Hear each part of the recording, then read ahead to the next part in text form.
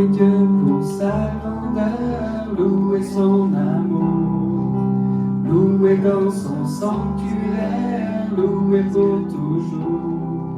Célébrez sa présence, répandue dans nos cœurs, dansez dans sa puissance et lancez vos clameurs.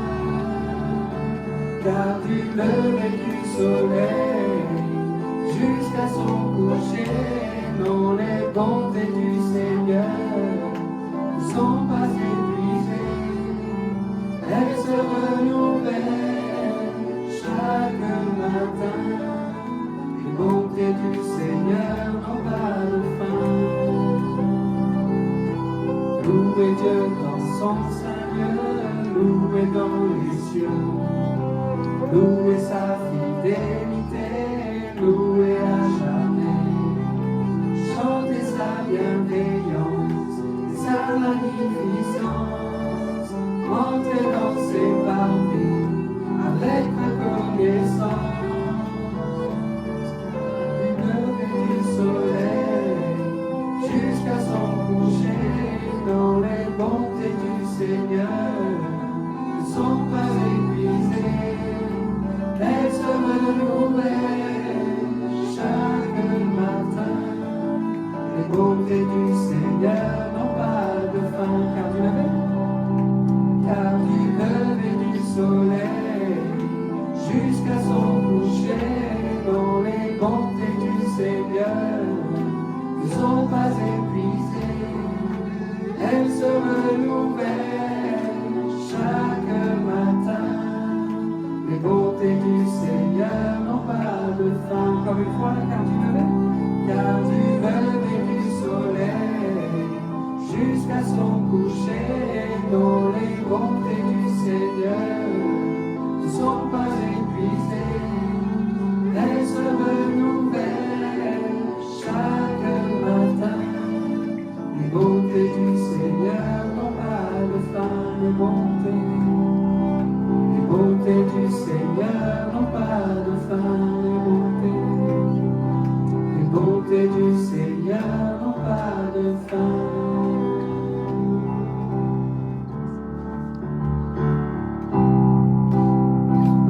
Sois d'être aimé d'un amour sans limite, que ta grâce coule en moi, sans besoin de pardon, de la beauté d'un sauveur, l'espoir des nations.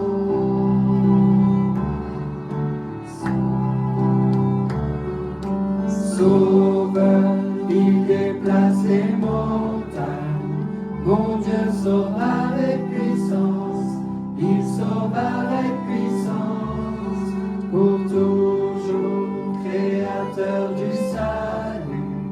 Jésus a vaincu la mort, il a vaincu la mort. Sauveur, il déplace les montagnes, mon Dieu sauve avec puissance, il sauve avec puissance, pour toujours, créateur du salut. Jésus a vaincu la mort, il a vaincu la mort. Prends-moi tel que je suis, mes peurs et mes échecs. Viens remplir ma vie, je donne ma vie pour te suivre dans tout ce que je crois, et je me soumets.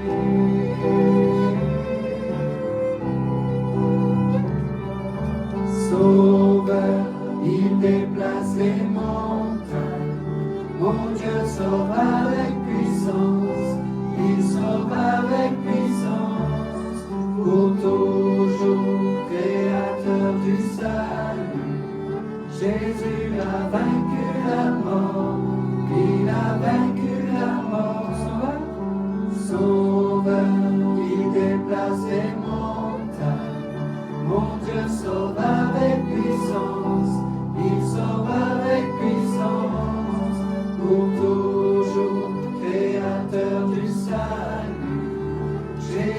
a vaincu la mort, il a vaincu la mort.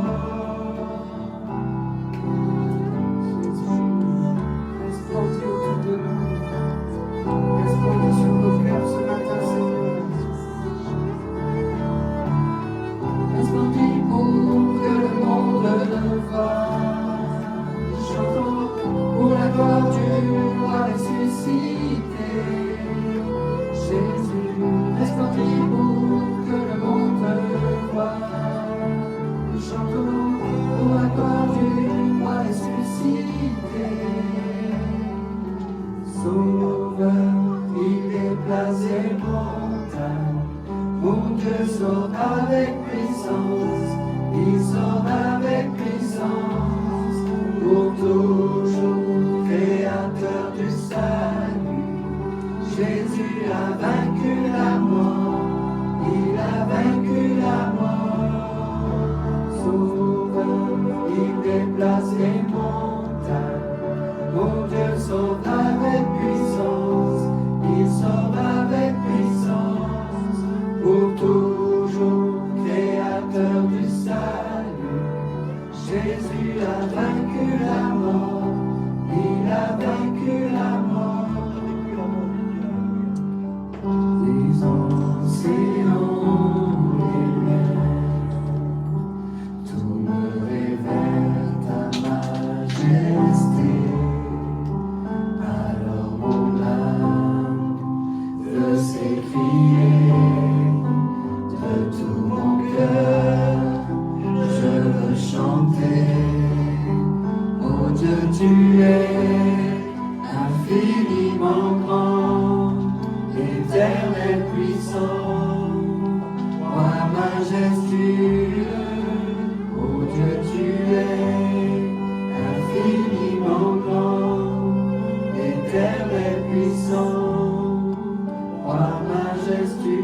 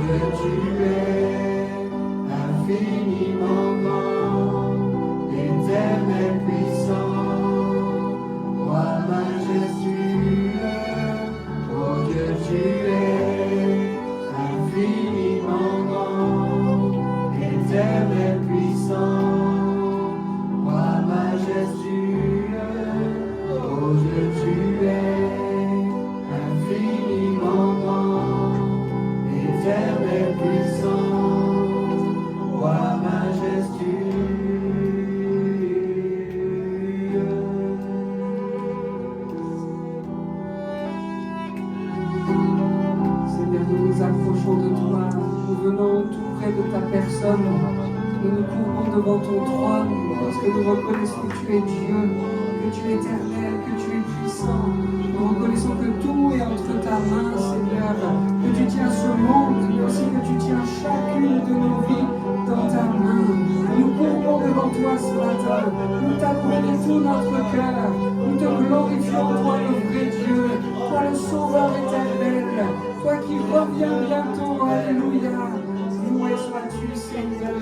Gloire à ton nom, Jésus. Chantons, alléluia. Sois glorifié, éternel. Alléluia.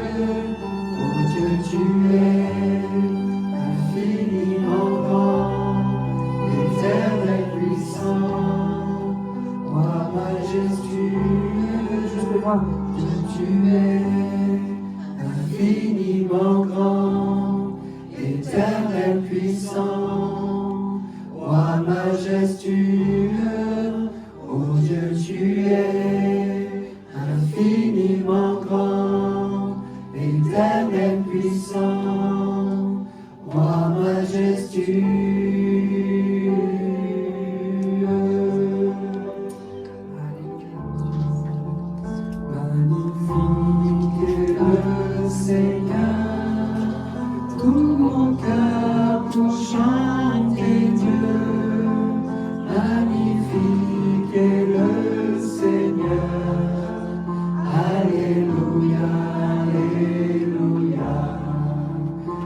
Puissance, honneur et gloire reviennent au Dieu trois fois saint, aujourd'hui et à jamais.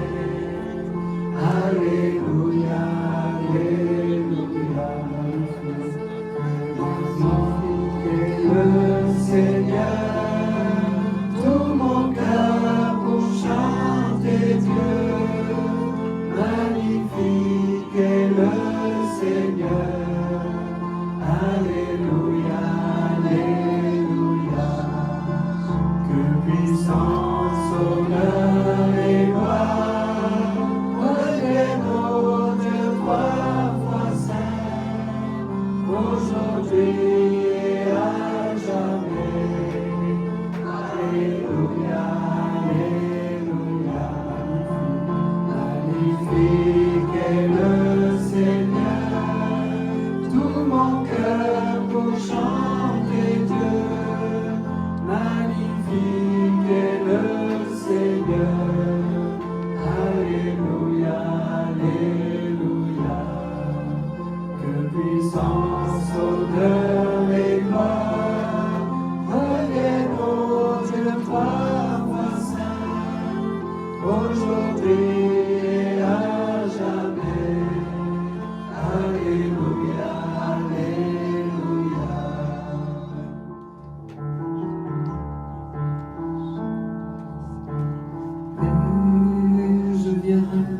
Devant toi humblement, mon cœur veut te louer.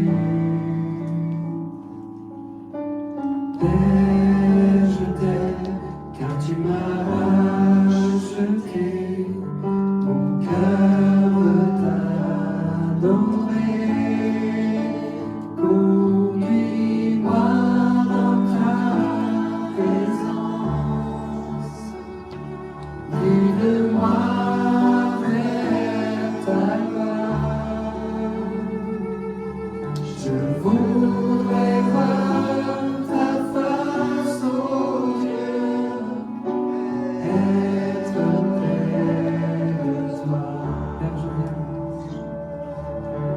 Père, je viens devant toi humblement, mon cœur veut te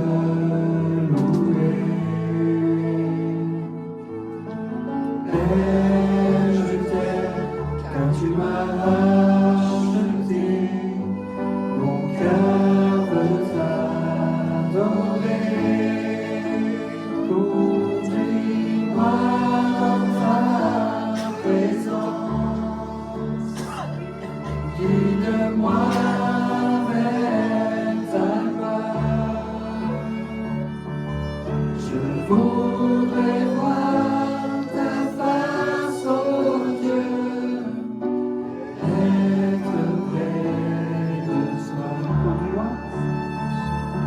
conduis-moi dans ta présence, guide-moi vers ta gloire. Je voudrais voir ta face, ô Dieu, être près de toi. Dans ta présence, guide-moi vers ta gloire. Je voudrais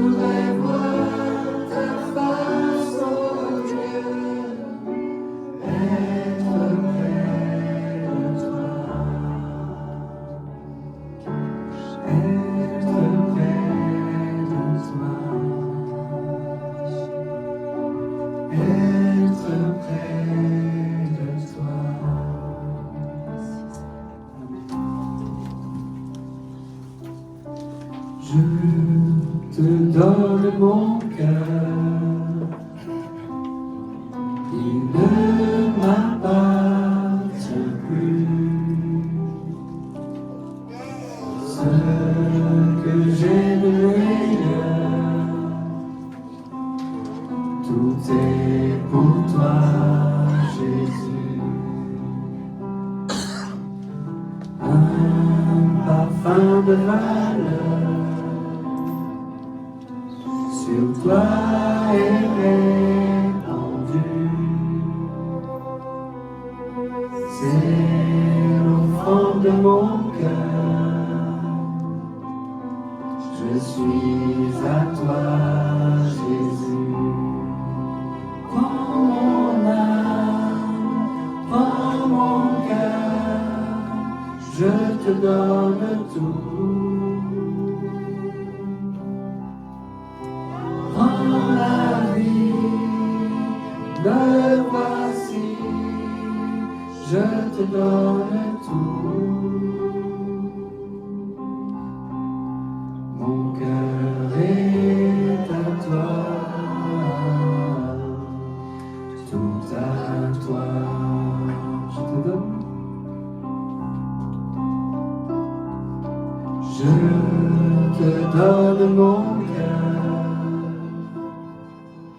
il ne m'appartient plus. Ce que j'ai de meilleur, tout est pour toi, Jésus. Un parfum de valeur sur toi est répandu. C'est l'offrande de mon cœur. Je suis à toi, Jésus. Prends mon âme, prends mon cœur, je te donne tout. Prends ma vie, me voici, je te donne tout. Mon cœur est à toi. Mon cœur est à toi. Tout à toi.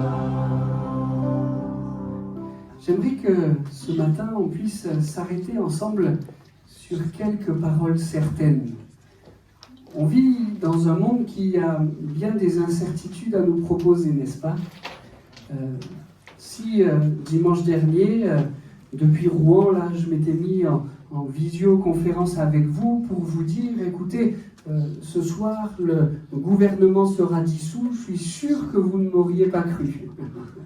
Et puis même on m'entend dire, alors est-ce que c'est rumeur ou pas, qu'il serait même envisageable, qu'il serait même possible que notre président ne le soit plus dans quelques jours ou dans quelques semaines. Même ce qui semble quelque chose de stable, de quelque chose sur lequel on peut s'appuyer, peut en un instant dans ce monde devenir incertain, devenir trouble, devenir un peu mouvant. Vous le savez, la semaine dernière, j'étais à Rouen et j'ai fait une expérience qui me montre combien c'est difficile, combien c'est troublant de s'appuyer sur quelque chose qui, tout d'un coup, se dérobe à nous. Quelque chose que l'on croit sûr, quelque chose que l'on croit fiable, quelque chose que l'on croit certain, et puis tout d'un coup, ça se dérobe. Pour aller à Rouen et pour faire des économies, nous avons décidé de faire du covoiturage. Nous étions 3 pasteurs. Le trajet de l'aller s'est merveilleusement bien passé. Vous savez, on a refait le monde et les discussions allaient bon train. Et puis, tout le séminaire, puis le conseil d'administration de l'action missionnaire se déroule bien. Et il faut maintenant faire les 10 heures avec les postes de trajet qui séparent Rouen jusqu'à Marseille pour ceux qui étaient les plus éloignés. Et donc, on est en route. Et puis, après la fatigue du week-end, il y a un collègue à l'arrière qui s'endort et notre collègue qui conduit, et puis je discute avec lui. On est sur une portion d'autoroute où il n'y a que 2 voies, et alors qu'on s'apprête à doubler 2 camions, le camion qui est devant nous se déporte tout d'un coup pour doubler, lui, le camion, sans nous voir, ou en tout cas en forçant le passage, et je suis surpris de voir que mon collègue n'appuie pas sur le frein. le camion. Et puis, au lieu de... la surprise de ne pas le voir appuyer sur le frein est vite transformée parce que je l'entends dire « J'ai plus de frein, j'ai plus de frein ». Et quelque chose de sûr et certain, quand on appuie sur la pédale, ça freine, tout d'un coup est devenu complètement incertain. Il appuyait sur le frein sans que ça n'ait aucune influence sur la voiture. Et on se retrouve devant un mur de 2 camions à 130 sur l'autoroute, en disant « Qu'est-ce qu'on fait ?» Et mon collègue dit, la seule solution, c'est que je passe entre les 2 camions. Et donc, il donne un coup de volant, mais un coup de volant à 130 km/h. La voiture fait une première embardée comme ça, mais tout en disant, j'ai plus de frein. Et puis, il arrive à maîtriser la voiture, il va, parce qu'il n'a pas le choix, essayer de passer entre les 2 camions, et puis il voit que sur la droite, le passage est un peu plus large, parce qu'il y a une bande d'arrêt d'urgence. Alors, 2e coup de volant, et de nouveau, la voiture qui fait une embardée. Je ne vous raconte pas le réveil du collègue derrière en fanfare, là, qu'est-ce qui se passe? Et finalement, il arrive à attraper la bande d'arrêt d'urgence. Là, merci Seigneur, tu nous as gardés. Mais qu'est-ce qui s'est passé, Seigneur? Et alors que pendant toute cette manœuvre-là, qui n'a pas duré des heures, mais dans nos cœurs un peu quand même, pendant toute cette manœuvre-là, mon collègue pompait sur la pédale de frein sans qu'il y ait aucun résultat. Et alors qu'on s'est senti plus en sécurité sur la bande d'arrêt d'urgence, là, il a complètement relâché la pédale de frein pour à nouveau l'écraser, et puis, comme par hasard, je ne sais pas comment il faut dire ça, mais le frein a à nouveau fonctionné. Mais c'est troublant de réaliser que quelque chose pour lequel on n'attend que de la fiabilité peut nous lâcher tout d'un coup. Et pour les centaines de kilomètres de trajet qui nous restaient à faire, régulièrement le collègue disait « Excusez-moi, je teste le frein ». Et comme ça, sans raison sur l'autoroute, il freinait un peu pour voir si ça fonctionnait. Seigneur, tu es celui qui nous propose des vraies certitudes.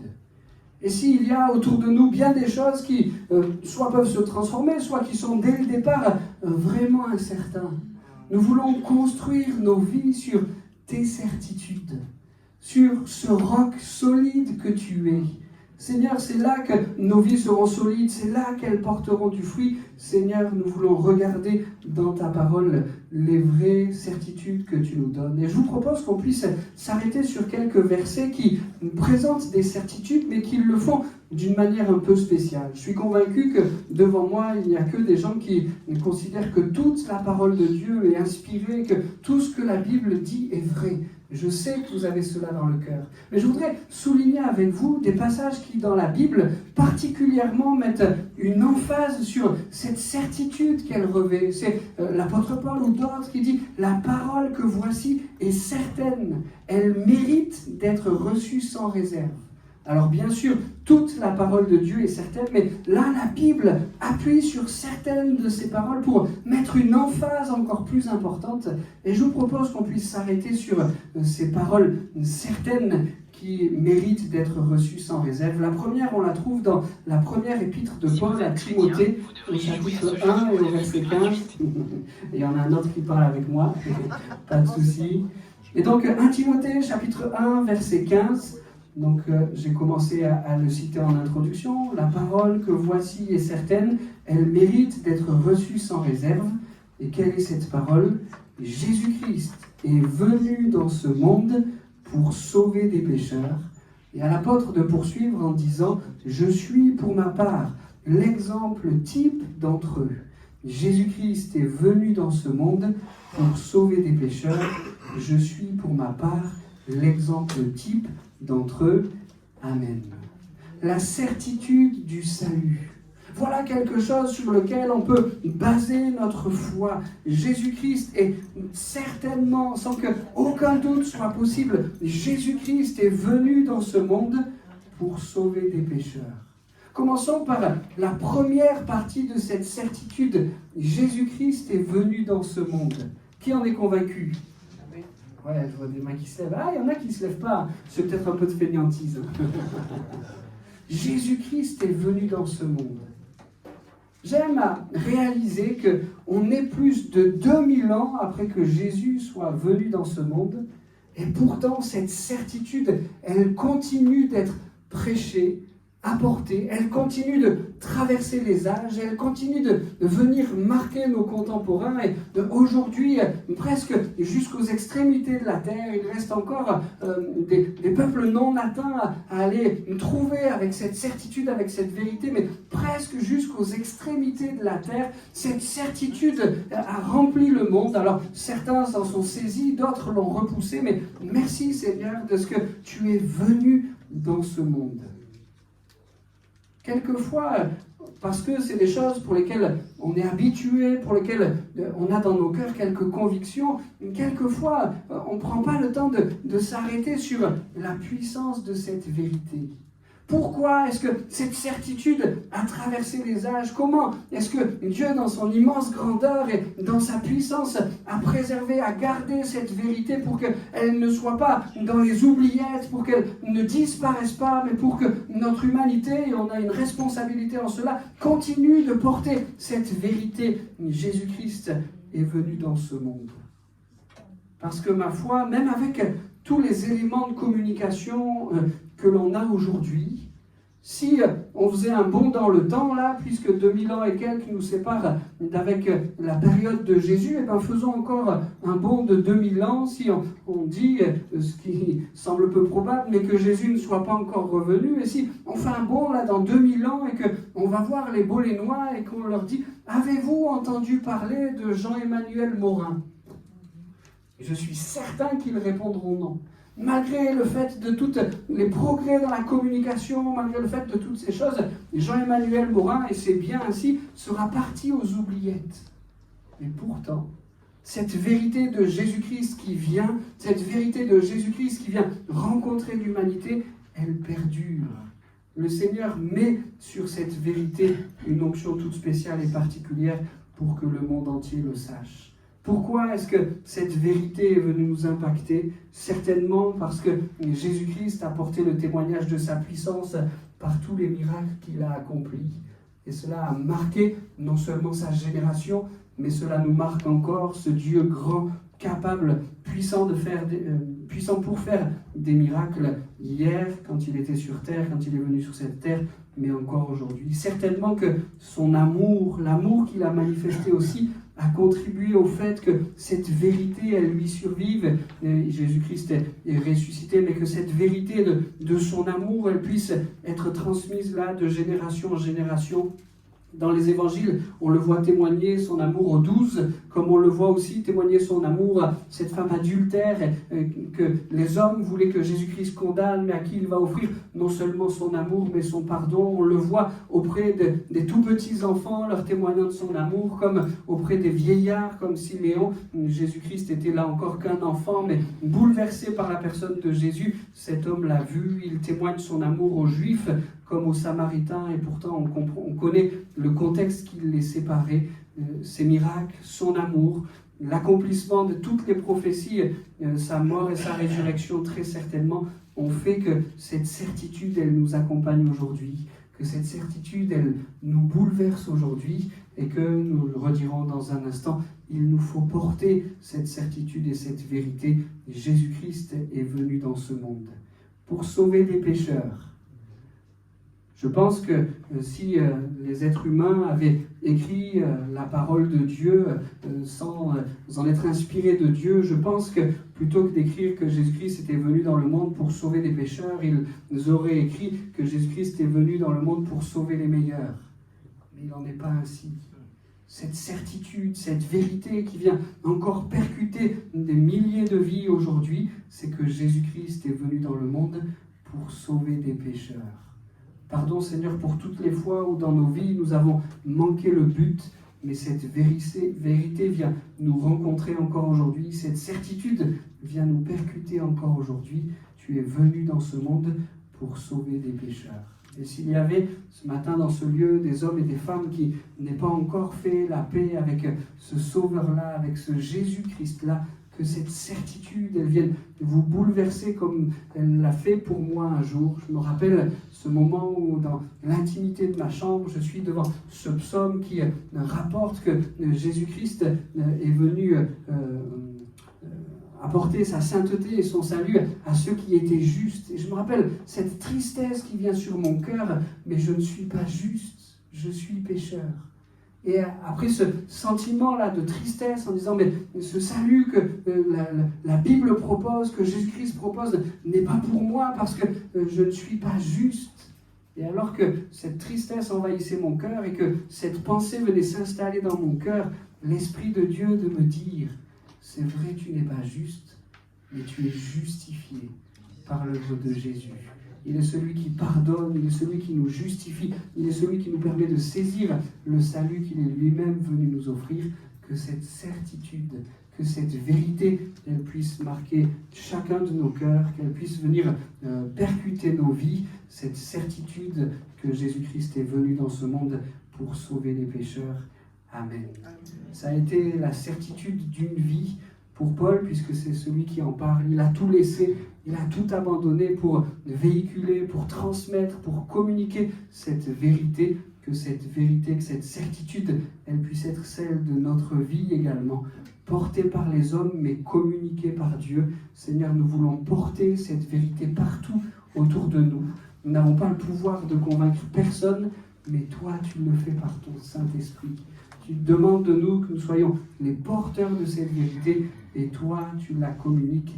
Merci Seigneur de venir toucher ceux qui sont à nos côtés, ceux qui sont en contact avec nous. Cette parole est certaine.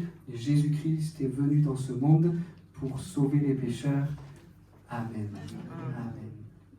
Je propose qu'on puisse aller vers une autre parole certaine. Elle est identifiée comme cela dans la parole de Dieu. Elle est cette fois dans l'Ancien Testament, Job, chapitre 6, verset 11.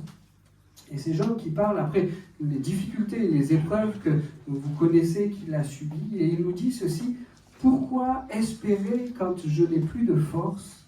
Pourquoi attendre quand ma fin est certaine? Pourquoi espérer quand je n'ai plus de force? Pourquoi attendre quand ma fin est certaine ?» Voilà que Job nous présente une autre certitude. Et ma foi, si on s'arrête simplement à la fin de la phrase, il ne se mouille pas trop, hein. Ma fin est certaine. Je crois qu'on peut tous signer et dire la même chose, même si des fois ça ne nous plaît pas trop de réaliser que la fin arrivera un jour et qu'on est si faible et si fragile devant le fil de notre vie. Mais Job ne dit pas simplement « ma fin est certaine ». Mais devant cette certitude, devant cette vérité, il fait le choix, et on comprend pourquoi, après la quantité d'épreuves qu'il a suivies, mais il fait le choix de mettre à côté de cette vérité un désespoir. Pourquoi espérer quand je n'ai plus de force? Pourquoi attendre quand ma fin est certaine? Job ne se contente pas simplement de dire que sa fin est certaine, ça ne nous apprendrait rien, mais cette certitude pour lui et pour chacun d'entre ceux qui auraient à vivre des moments particulièrement difficiles, c'est parce que dans ces moments difficiles, je ne vois qu'une fin certaine, alors il n'est pas pour moi, ou il n'est plus pour moi nécessaire d'espérer, il n'est plus pour moi nécessaire d'attendre qu'il y ait une amélioration, d'attendre qu'il y ait une intervention de Dieu. Et dans ce moment-là, cette certitude de sa fin vient troubler Job au point qu'il n'attend plus rien de la vie. Et je voudrais que cette certitude de notre fin ne soit pas comme Job, accompagnée de ces sentiments-là. Peut-être qu'au milieu de nous ce matin, il y a des hommes et des femmes qui, tout comme Job, pourraient dire « Voilà quel est mon tourment, voilà quelle est ma tristesse, voilà quel est mon fardeau, voilà quelle est mon épreuve. Ma fin est certaine, mais devant cette échéance-là, je n'ai plus à espérer, je n'ai plus rien à attendre, je n'ai pas d'amélioration en perspective, et donc je m'enfonce dans cette vérité comme ça, sans espérance et sans espoir. » Si notre fin est certaine, je voudrais dire qu'il n'y a rien de plus incertain que notre fin. Si ma fin est certaine, il n'y a rien de plus incertain que ma fin. Qu'est-ce que je veux dire par là?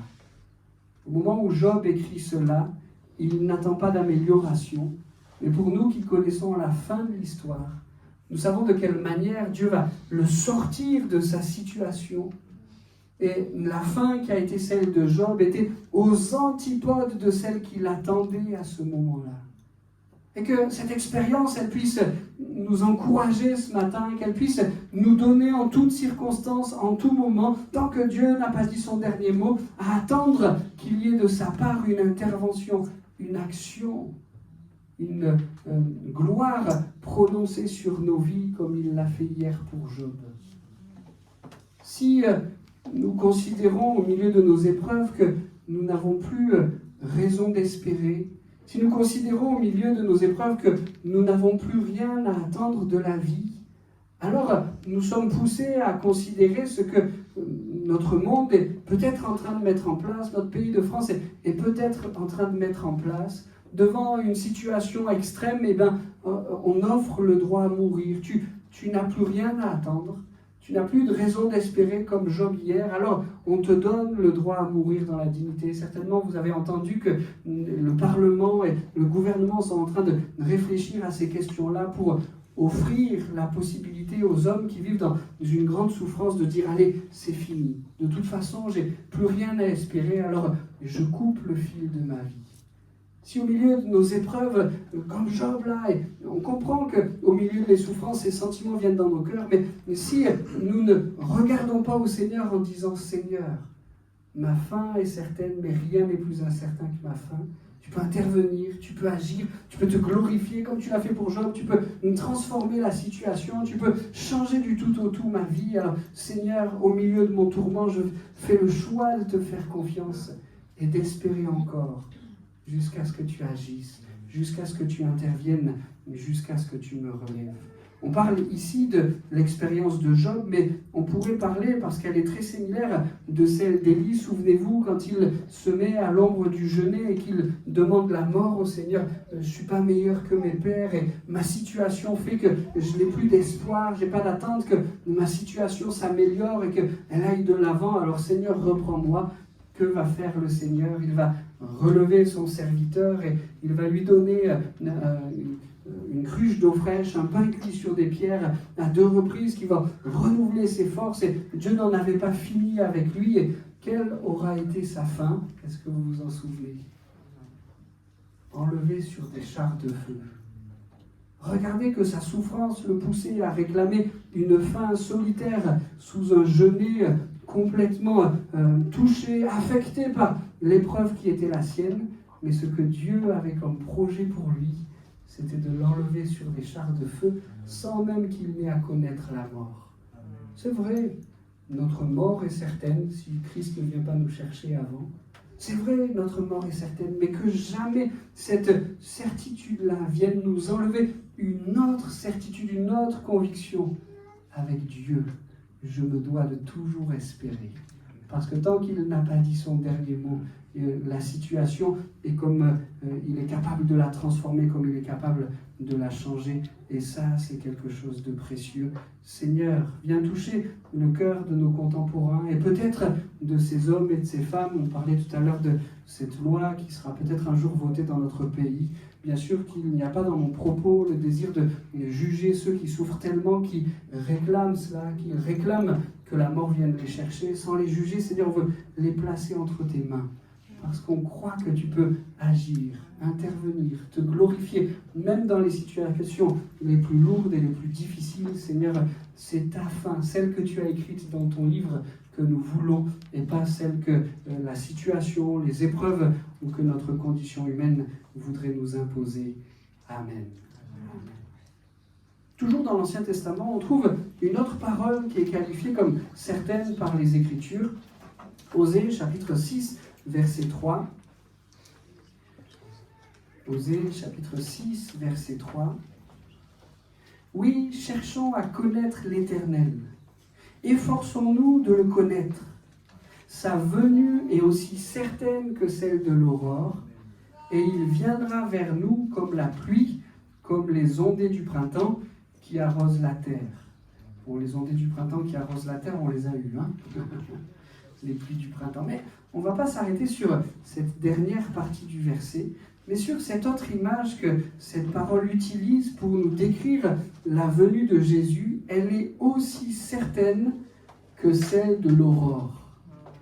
Y a-t-il une plus grande certitude que celle de l'aurore? c'est une vérité, c'est une certitude qui nous survivra.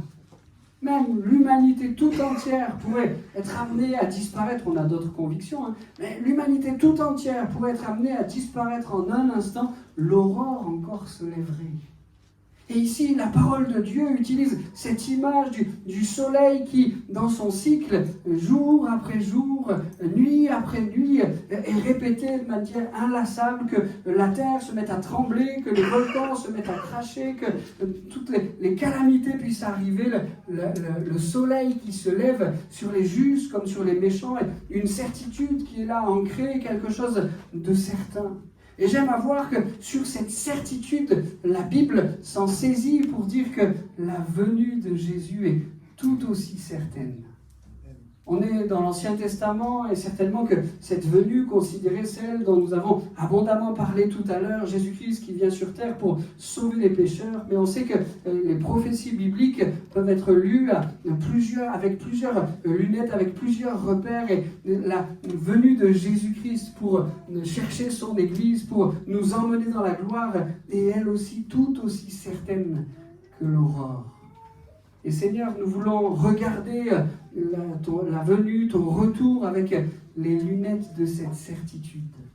Si tout à l'heure nous disions que bien souvent, ce sur quoi nous cherchons humainement à bâtir nos vies sont des choses qui nous paraissent comme des fondements solides un instant et puis s'écroulant dans l'autre. C'est la fameuse histoire de la maison bâtie sur le sable. Cette vérité solide de la venue prochaine, le retour prochain de Jésus-Christ est un fondement qui ne fera jamais défaut.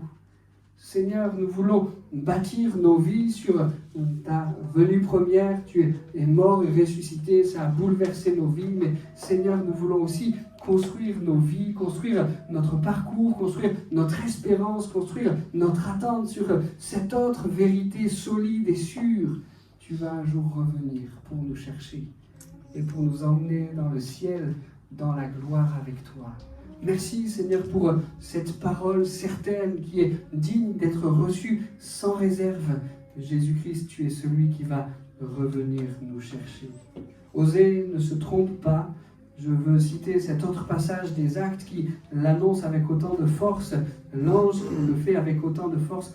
Hommes de Galilée, pourquoi restez-vous ainsi à regarder le ciel? Vous savez, Jésus-Christ, après avoir été glorifié, ressuscité, remonte devant les yeux, sous les yeux des disciples, remonte vers le Père, et les anges leur apparaissent pour leur dire: Hommes de Galilée, pourquoi restez-vous ainsi à regarder le ciel? Ce Jésus qui a été enlevé au ciel du milieu de vous en redescendra un jour de la même manière que vous l'avez vu y monter.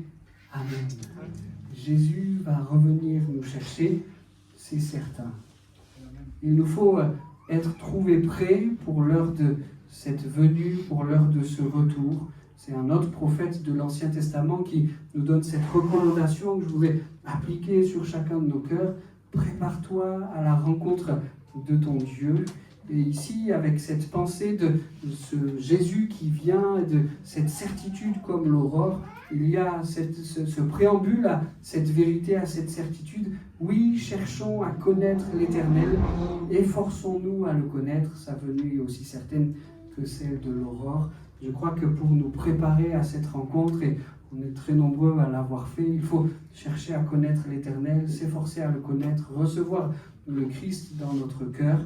Merci Seigneur de ce que tu es celui qui permet que cela soit possible par la repentance. Seigneur, nous voulons te connaître chaque jour un peu mieux et bâtir nos vies chaque jour un peu plus solidement sur cette vérité.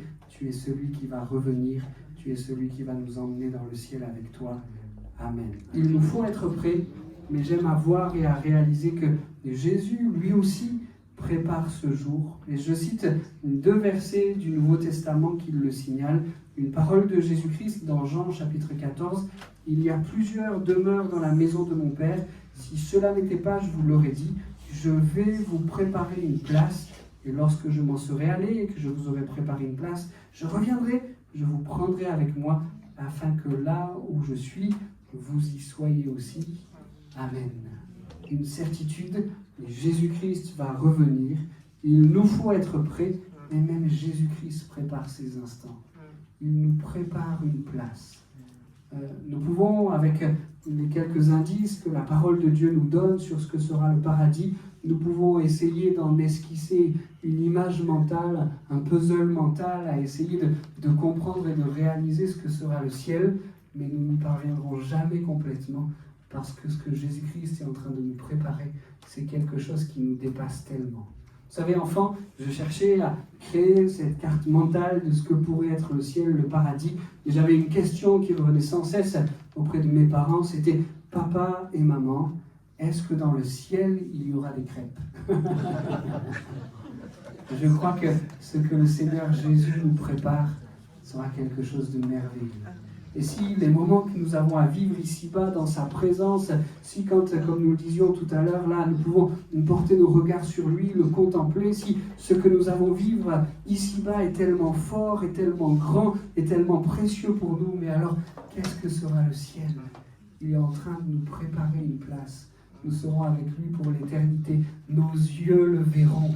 Quelle gloire! Seigneur, nous voulons être prêts pour ce jour, nous voulons qu'il y ait de l'huile dans nos lampes. Seigneur, nous réalisons que tu es toi-même celui qui prépare ce jour, et ça c'est tellement précieux pour nous. Et puis, je le disais, cet autre passage du Nouveau Testament qui nous indique que Christ prépare aussi ces instants. 2 Timothée chapitre 2, verset 11, cette parole est certaine, si nous sommes morts avec lui, nous vivrons aussi avec lui. Si nous persévérons, nous régnerons avec lui. Si nous le renions, lui aussi nous reniera. Si nous sommes infidèles, il demeure fidèle, Si vous êtes car chrétien, il ne peut vous se devriez jouer à ce jeu renier. de mots. Décidément, il insiste. Mais la technologie, c'est très bien quand ça marche, mais des fois, quand ça ne marche pas, c'est quelques problèmes. Mais donc, cette parole est certaine, nous vivrons avec lui, si nous sommes morts avec lui, si nous persévérons, nous régnerons aussi avec lui. Merci Seigneur pour cette certitude sur laquelle nous pouvons construire notre vie, cette parole certaine qui ne nous fera jamais défaut. Amen.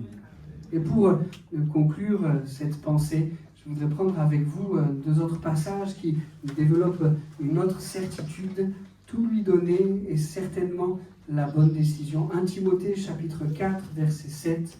C'est encore l'apôtre Paul qui s'adresse à Timothée, mais parce que ses écrits sont inspirés de Dieu, ils viennent jusqu'à nous maintenant, et c'est comme si le Saint-Esprit s'adressait à nous ce matin.